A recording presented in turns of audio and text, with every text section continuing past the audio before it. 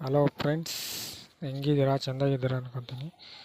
ನೋಡಿ, ಇದು 344 ಯಾರ ಹತ್ರ ಇರ್ತದೆ ನಂಬರು, ಯಾವುದೇ ಲೋಟ್ ಆಗಿರ್ಬೋದು, 10 ರೂಪಾಯಿ ಆಗಿರ್ಬೋದು, 20 ರೂಪಾಯಿ ಆಗಿರ್ಬೋದು, 100 ರೂಪಾಯಿ ಆಗಿರ್ಬೋದು, 500 ರೂಪಾಯಿ ಲೋಟ್ ಆಗಿರ್ಬೋದು. 344 ಲೋಟು ಅದು ಕರೆನ್ಸಿ ಲೋಟು. ನೀವು ಏನು ಮಾಡಬೇಕಂದ್ರೆ, ಅದು ಬಂಗಾರದಂಥ ನಂಬರ್, ಅದು 444 ಅದು ಬಂಗಾರದಂಥ ನಂಬರು.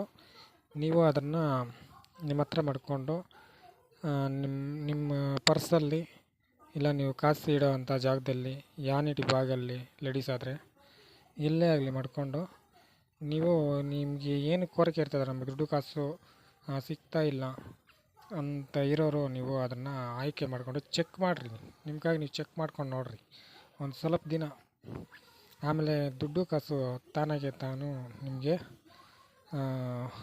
ಹತ್ರ ಬರೋಕ್ಕೆ ಶುರು ಆಗ್ತದೆ. ನೋಡಿ, 344 ತೋರಿಸ್ತಾ ಇದ್ದೀನಲ್ಲ, ಈ ಥರ ಲೋಟ್ಗಳು ನಿಮ್ಮ ಹತ್ರ ಇದ್ದರೆ ದಯವಿಟ್ಟು ಮಡ್ಕೊಂಡು ನೀವಾಗ ಚೆಂದಾಗಿರಬೇಕು ಅಂತೇಳ್ಬಿಟ್ಟು ನಾನು ಕೇಳ್ಕೊತಾ ಇದ್ದೀನಿ.